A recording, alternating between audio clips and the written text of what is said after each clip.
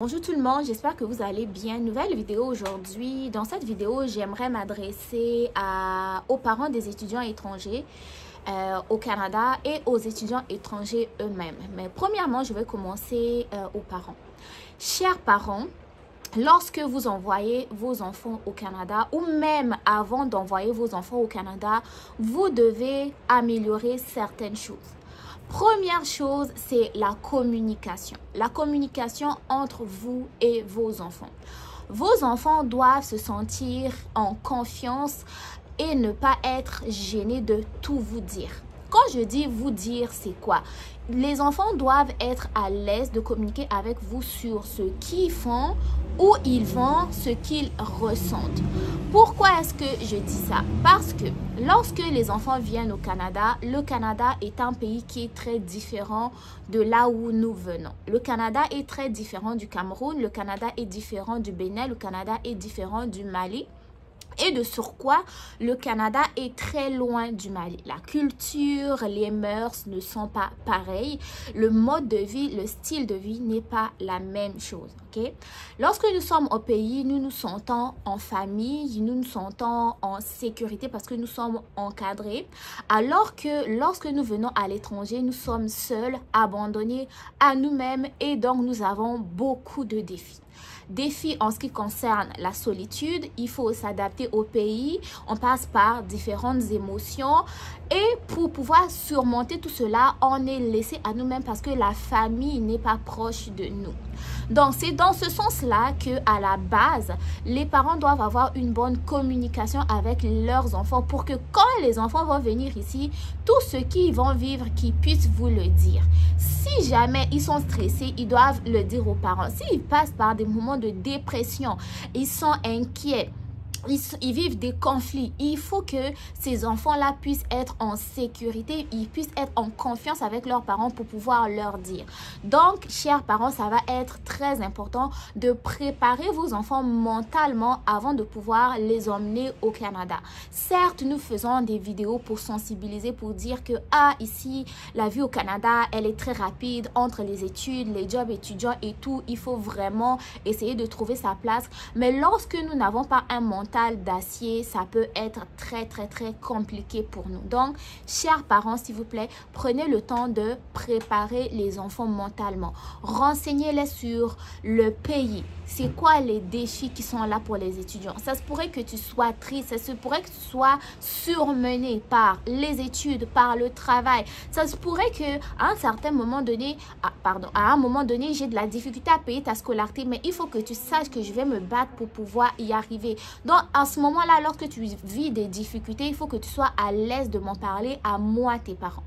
Ça va être différent pour une personne qui va immigrer vieux, qui a déjà des expériences au niveau de la vie, qui est déjà passé par plusieurs émotions, difficultés, il a réussi à les surmonter.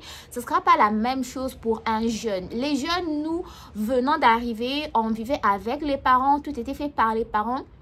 Et arrivé ici, on n'a pas le choix d'acquérir notre autonomie. On n'a pas le choix de se battre pour s'en sortir tout seul. Et lorsque on est confronté, des fois, ça peut être difficile si on n'est pas préparé à la base. Donc, les parents, préparez les enfants. Dites-leur que là où tu vas là, certes, ça ne sera pas facile. Ça va être difficile parce que tu vas devoir t'intégrer dans un nouveau pays, nouvelle culture, de nouvelles mœurs. Je ne sais pas si on dit une mœurs ou en mœurs, en tout cas c'est pas le moment. Ça se peut que ce soit difficile au niveau du climat, tu vas passer par diverses émotions, mais il faut que tu saches que nous, tes parents, nous, ta famille, nous sommes là. Même si nous sommes à des milliers de kilomètres, mais n'hésite pas à nous partager les émotions par lesquelles tu passes. Donc la préparation mentale va être très important et le soutien continu. C'est pas que l'enfant est arrivé la première année, toute la famille est là, on pense à toi, on prend des nouvelles et 2 mois après, bon là tu es arrivé, on a payé ceci, c'est à ton tour de te débrouiller parce que tu es un grand garçon, tu es une grande fille, débrouille-toi, on a déjà fait ça, on a vendu tel pour t'envoyer, à ton tour maintenant de nous décharger. Donc essayez de faire attention de ce côté-là. Et aussi j'attire l'attention des parents qui vont envoyer les enfants. Ils vont payer les frais de scolarité au début, puis à la fin, là, ils vont abandonner les enfants. Vous savez, au Canada, ici, c'est un pays où on peut déraper facilement, hein, parce que tout est accessible facilement, ok? Ce qu'on boit là, c'est accessible facilement. Ce qu'on fume, c'est accessible facilement. Donc, si on n'est pas dur, on n'est pas bien préparé mentalement, on peut dérouter très facilement et il peut y avoir beaucoup de conséquences qui peuvent être très déplorables. Donc, préparation mentale avant de venir au Canada, soutien continu tout au long du séjour, que ce soit séjour permanent ou séjour temporaire de votre enfant, votre fille, votre fils, je sais pas, que ce soit même pour les travailleurs, on doit les soutenir continuellement, ok? Donc, ça, c'était mon message pour les parents. Message pour les étudiants. Chers amis, lorsque vous venez au Canada, bien sûr, vous êtes venus. Il y a certaines personnes qui vont pouvoir s'épanouir dans tous les sens au Canada. Parce que vous savez, quand on est au pays, des fois, on est un peu sur comment je vais dire, le joug des parents, où on est un peu trop protégé, on est un peu trop dans le cocooning, on n'a pas trop de liberté à faire ceci, cela. Et lorsqu'on arrive au Canada, on est autonome, on est responsable de nous-mêmes et des fois, on va faire certaines choses qui peuvent être regrettables. Donc, petit conseil, lorsque vous arrivez ici, restez focus sur votre objectif. C'est quoi l'objectif premier? C'était étudier, je viens étudier. Oui, il faut étudier, mais des fois aussi, j'ai besoin des moments de détente. Je peux aller me promener dans un parc, je peux aller me promener autour de la plage, je peux aller prendre un verre, soit avec des gens que je connais, et parfois même avec des gens que je ne connais pas. Et c'est là où il faut faire attention. Faire attention à quel moment? Faire attention lorsque vous décidez de visiter des endroits que vous ne connaissiez pas, que ce sont des endroits que vous visitez pour la première fois et que ce sont des endroits qui ne sont pas très fréquentés. Donc, au début, moi, je ne vous recommande pas d'aller vous promener dans des endroits qui sont peu fréquentés et que vous allez tout seul pour la première fois. Si vous décidez de faire cela, et n'oubliez pas, d'aviser. D'aviser un proche. Vous allez où? Vous allez faire quoi? Vous allez voir qui? Laissez une trace de là où vous allez, c'est très important. Même si vous êtes venu tout seul, votre famille est restée au pays, c'est clair que vous avez une amie quelconque, que ce soit une amie de classe que vous avez ajoutée sur les réseaux sociaux, la personne avec qui vous vivez, vous avez son contact. Je vais à telle plage avec un tel, voici sa photo, voici son nom, voici son numéro, on va là pour ça. C'est un date. C'est la première fois que tu vois la personne en vrai, tu l'as jamais vue, tu as sa photo, tu as son nom, dis-le à ta copine à qui tu te confies souvent là. Ta copine à qui tu dis les secrets, montre la photo de la personne. Donc, vous devez désormais surveiller vos arrières. Que ce soit les filles ou les garçons, surveillez vos arrières. Surtout lorsque vous allez rencontrer des personnes que vous ne connaissez pas ou que vous allez aller fréquenter des endroits que vous n'avez jamais fréquentés ou que vous avez fréquenté quelquefois mais sont des endroits peu fréquentés par des gens, ok? Il y a moins de passants. Par exemple, vous décidez d'aller le soir alors que le soir, le soleil est couché, la luminosité est diminuée. Faites très attention.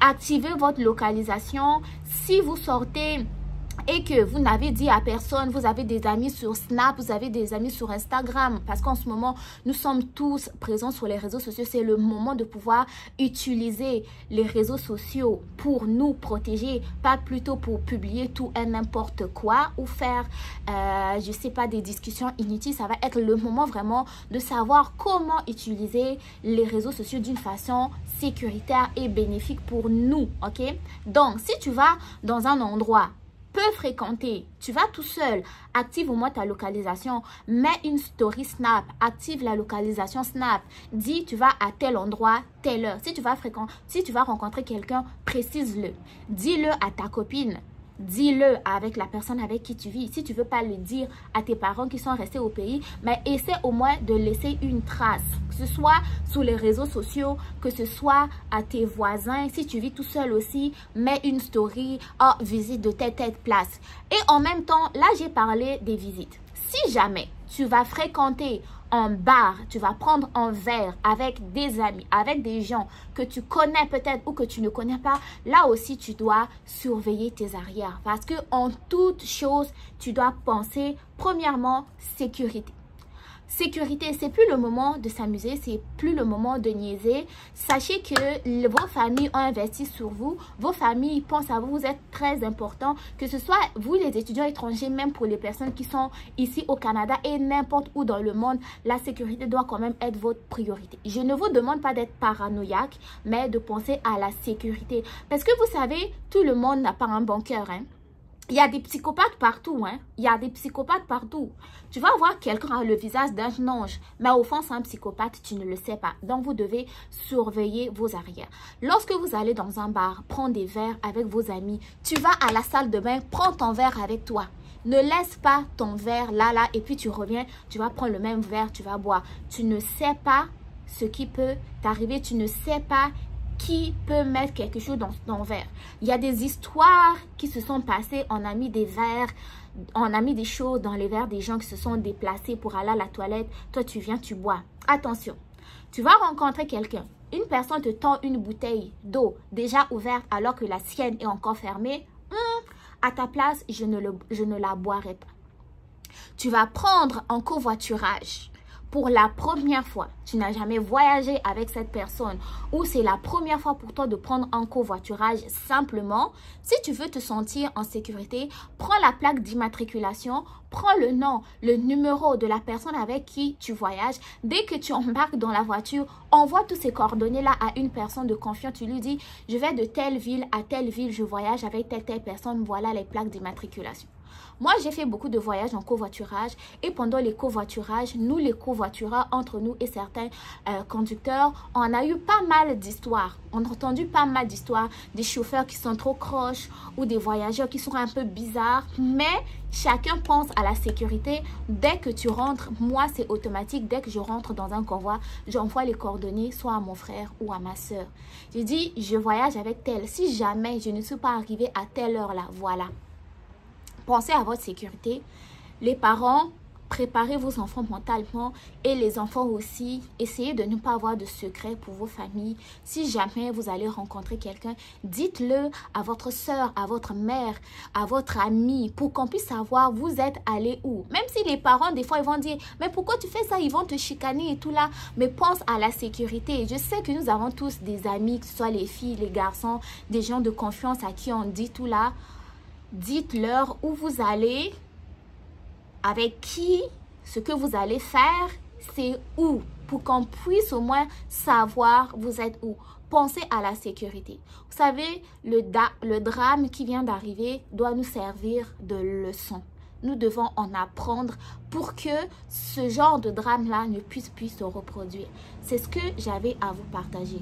Est-ce pour autant qu'il faut arrêter d'aller étudier en Occident, peu importe le pays, point d'interrogation, mais tout dépendamment, en fait, peu importe où nous vivons, la sécurité doit être notre priorité. Je ne vous demande pas, une fois de plus, d'être paranoïaque, mais c'est très important de penser à votre sécurité.